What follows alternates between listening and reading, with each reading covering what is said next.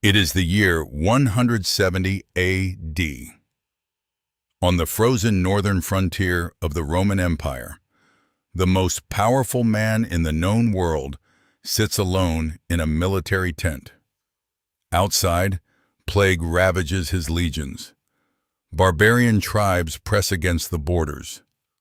The weight of civilization rests on his shoulders, and by the light of a single oil lamp, Emperor Marcus Aurelius opens a blank page and writes only to himself.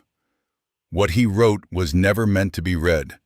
No title, no audience, no publisher.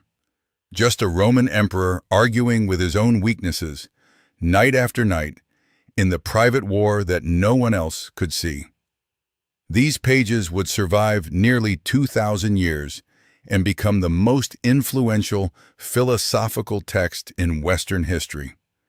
This is the story of the Meditations, and why a dead emperor's diary might save your life. To understand the Meditations, you must first understand the Stoic practice of self-examination. The Stoics believed that philosophy was not about clever arguments or abstract theory. It was a daily discipline, a workout for the soul. Every evening, a practicing Stoic would review the day, asking 3 questions. What did I do well? Where did I fail? What can I do better tomorrow? Marcus took this practice further than anyone before or since. His Meditations are organized into 12 books, each one a raw confrontation with himself. He reminds himself to wake up with purpose. He warns himself against anger. He meditates on death, not morbidly, but as the ultimate source of urgency. Book 2 opens with perhaps the most honest morning routine ever written, a reminder that today he will meet ungrateful, arrogant, and dishonest people, and that he must love them anyway because they are part of the same human family. One of Marcus's most revolutionary teachings was the discipline of perception. He wrote, "Choose not to be harmed, and you won't feel harmed. Don't feel harmed, and you haven't been."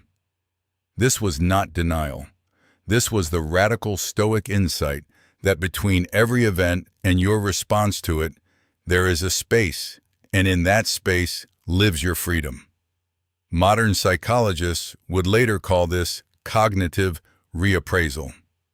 Marcus called it seeing things as they truly are. And then there is death, the subject Marcus returned to more than any other. "You could leave life right now," he wrote. "Let that determine what you do and say and think." For Marcus, death was not an enemy. It was a counselor. The awareness that everything ends gave everything meaning. Each conversation becomes precious. Each day becomes a gift. Each act of kindness becomes eternal, because it was offered freely by someone who knew they would not last. To appreciate what Marcus endured while writing these words, you must understand the world he governed. When Marcus became emperor in 161 AD, he inherited the largest empire on earth, stretching from Britain to Mesopotamia, from the Rhine to the Sahara. Within his first year, the Parthian Empire invaded from the east. His generals fought a brutal campaign that lasted 4 years. And when the soldiers returned victorious, they carried something far worse than any enemy: a plague. The Antonine Plague, likely smallpox, swept through the empire between 165 and 180 AD. At its peak, it killed 2,000 people per day in Rome alone. Entire legions were decimated. Towns were emptied. The economy collapsed. Marcus watched his soldiers, his citizens, and his closest friends die around him. And still, he wrote, He wrote about duty.